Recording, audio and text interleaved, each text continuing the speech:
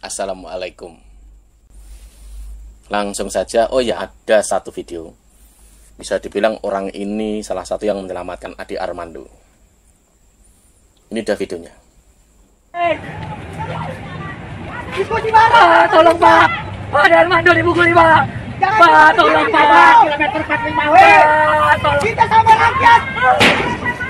Apa-apa Pak, tolong Pak. Pak Ade Armando dipukuli. Ada yang dipukuli Pak. Saya minta tolong. Ya kan? Ini orang ini salah satu yang di video yang beredar yang merangkul Ade Armando, lalu dia akhirnya apa? Dia akhirnya lari ke pagar gedung DPR untuk meneriaki polisi agar Ade Armando ditolong. Ya karena orang ini akhirnya polisi datang dan menolong. Lalu dari banyaknya orang di sana itu pada ngapain? Memang jika urusannya udah masak, karena memang masa itu ada orang-orang yang bisa dibilang kejam dan tidak. Contohnya saja kalau misalkan ada maling itu dikejar, ketangkap, ada yang bilang bakar, ada yang bilang bunuh, kan banyak. Tapi kalau ada tokoh satu misalkan tokohnya waras, yang nggak terjadi. Tapi kalau orang-orang yang pemikirannya orang yang cedek, yang jahat ini dominan, ya pasti terjadi, misalkan dibakar atau dibunuh dan lain sebagainya. Ya beruntung sajalah gitu, ada orang yang terketuk hatinya untuk teriak minta tolong pada polisi yang posisinya agak jauh di dalam area gedung DPR. Ada tuh yang berkata, kenapa sih mengangkat isu tentang Ade Armando dibesar-besarkan? Loh, ini urusan besar loh. Jika orang melihat hal seperti itu nganggapnya biasa, justru orang itu harus mengoreksi dirinya. Itu berbahaya. Seperti di Bangladesh juga ada, bahkan tokoh itu digorok juga ada. Pelakunya siapa ya? Orang yang ngaku itu pembela agama. Lalu di Afrika, pelakunya orang-orang Boko Haram. Lalu di Irak, di Suriah itu ada juga. Kan sampai di Jerman juga ada. Pelakunya yaitu, jika ada tokoh, pasti ada tahu kan di media, yang dia tuh ngancam-ngancam ke si A, si B, si C. Itu orang yang bisa dibilang punya andil nggak baik. Ini orang pengecut, orang begini. Dia itu mau memanfaatkan orang yang bodoh-bodoh ini, orang yang punya giroh keagamaan, yang ala cara berpikirnya itu sudah radikal. Dia sendiri nggak berani, tapi dia cukup berkuar-kuar atau menulis di pemberitaan. Seperti itu. Harusnya polisi merespon hal ini secepatnya. Karena ini jika terlanjur dibiarkan, bisa juga nanti ada tokoh si A, si B diperlakukan seperti itu. Yang dialami Ade Armando itu salah satu warning. Itu warning. Karena memang orang-orang yang bisa dibilang masih muda itu, jika girohnya ini sudah terlalu tinggi, tapi logikanya ini bisa dibilang kurang jalan, dia bisa melakukan tindakan apapun. Samalah seperti para teroris itu. Sama. Mereka itu alasannya kan juga menyangkut apa? Agama juga. Makanya mereka melakukan seperti itu.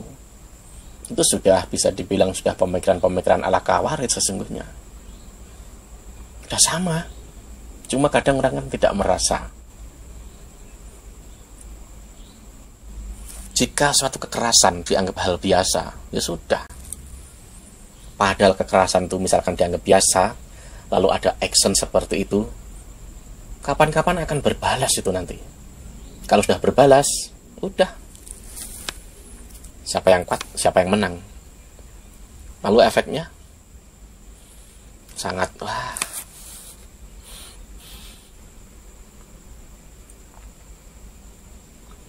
Menurut saya itu pola yang dipakai aparat kita itu ada yang tidak tepat. Kalau menurut saya, ada yang tidak tepat. Karena apa? Orang-orang yang berpikirnya intoleran ini, dia selalu membuat hal-hal ataupun opini di ruang publik bahwa perilaku seperti itu boleh. Bahwa perilaku seperti itu tidak apa-apa dilaksanakan. Dan orang datang ke acara demo, itu kebanyakan ada koordinasinya. Biasanya lewat grup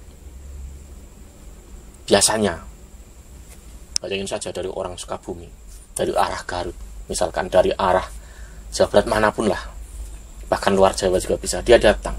Kalau tanpa koordinasi lewat grup, mana tahu. Asal datang gitu, ya kira enggak. Karena memang medianya ini media chatting yang dipakai. Makanya datang dan bisa berkumpul, karena tidak semua orang tuh tahu Jakarta seperti apa. Makanya ada panduan, sini loh ngumpulnya di sini, mampirnya di sini, basecampnya nanti tidurnya di sini, misalkan pulang kemalaman dan lain sebagainya. Udah jelas itu gitu loh. Dan saya lihat juga ada di beberapa channel YouTube tuh ada menaruh gambar-gambar orang ditarget itu. Sesungguhnya mereka tuh sama otaknya. Ingat loh, kebencian itu tuh tidak ada urusan sesungguhnya dengan agama. Tidak ada. Bahkan tempat suci seperti kayak apapun, itu juga tidak ada urusan. Apa Anda lupa? Saat iblis disuruh hormat, disuruh tunduk kepada Adam, gimana? Dia menolak kan? Karena sombongnya dia, karena nggak sukanya. Itu di mana tempatnya?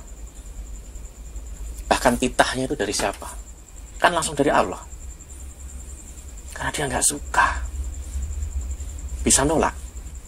Tapi manusia kan bukan iblis. Jadi misalkan ada orang mau jubahnya mau 6 meter mau apa, atau misalkan dia tuh cuma pakai kaos oblong, atau dia nggak pakai baju, atau tempatnya dia tuh di istana, di dalam tempat ibadah, kalau sudah nyangkut benci itu tetap bisa ada. Nggak ada urusan dengan apa sih tadi dan lain sebagainya itu.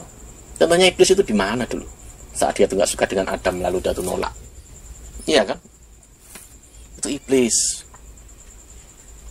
Udah jelas iblis sampai sekarang ada itu karena apa? Tujuannya apa? Satu yang bisa diketahui secara umum,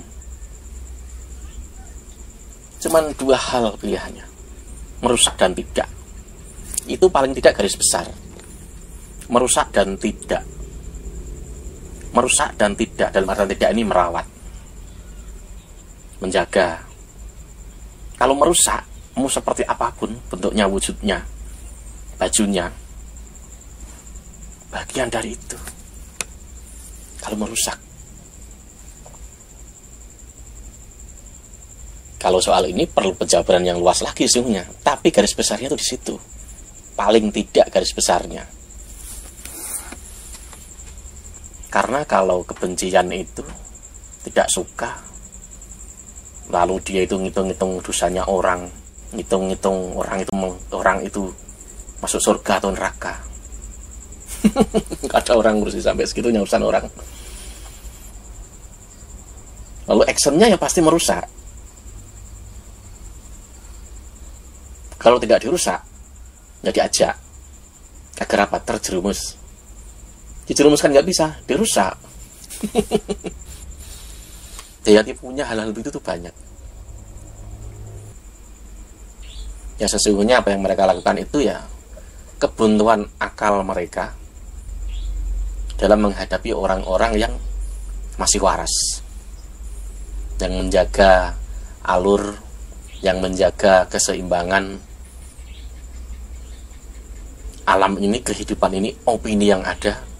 Lalu mereka menggunakan cara-cara mengajak orang untuk berbuat rusak.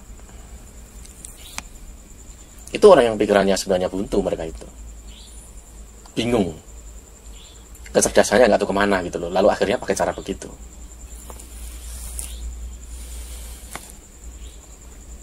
Ya seperti yang dilakukan pemuda itu, baik itu.